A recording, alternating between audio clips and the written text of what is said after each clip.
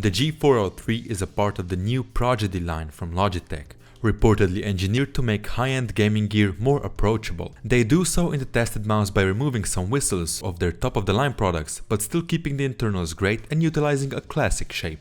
Gaming mice are often defined by their exotic shapes, but the Prodigy line takes things back to basics. Logitech employs a classic design for the G403 that feels natural and familiar, with a slightly tapered grip where your thumb and ring fingers rest on the mouse and it glides across most surfaces with ease. It takes design cues from the acclaimed Razer Deathadder and looks quite eerily similar to the EC series from Zowie that almost every CSGO professional uses. The 403 just barely flirts with gaming gear conventions by keeping the look minimal and clean with its matte black finish. It's very much understated and stylish without being in your face such as the Asus Spada that we take a look at in our other video. You could use this thing in the office and nobody would bat an eye.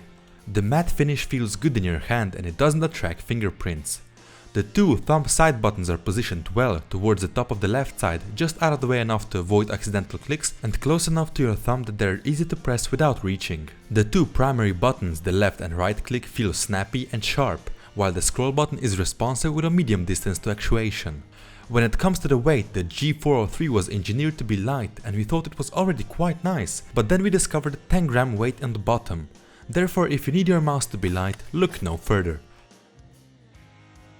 Customizable RGB lighting is nowadays expected on a gaming mouse, and in this aspect the G403 delivers, as the LEDs are bright but muted by a soft touch overlay which helps keep them from being too showy.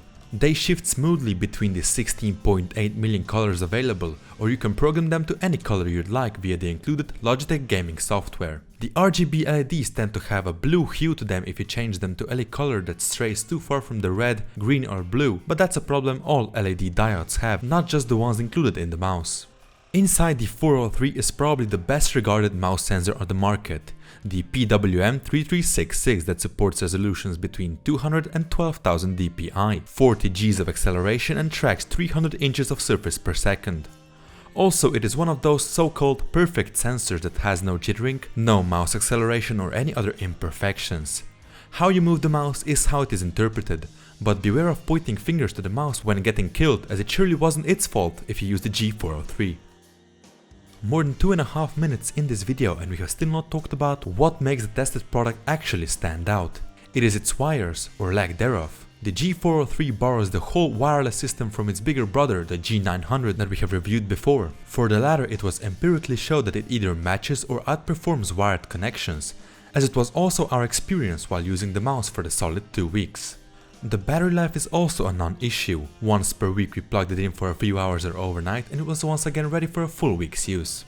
To be entirely honest, it is hard to fault the G403, as it is a spectacular mouse if you're a right-handed user who would like to get rid of the annoying wires, yet not compromise anything on the performance side.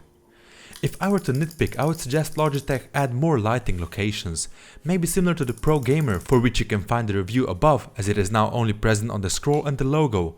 A bit dull if you ask me.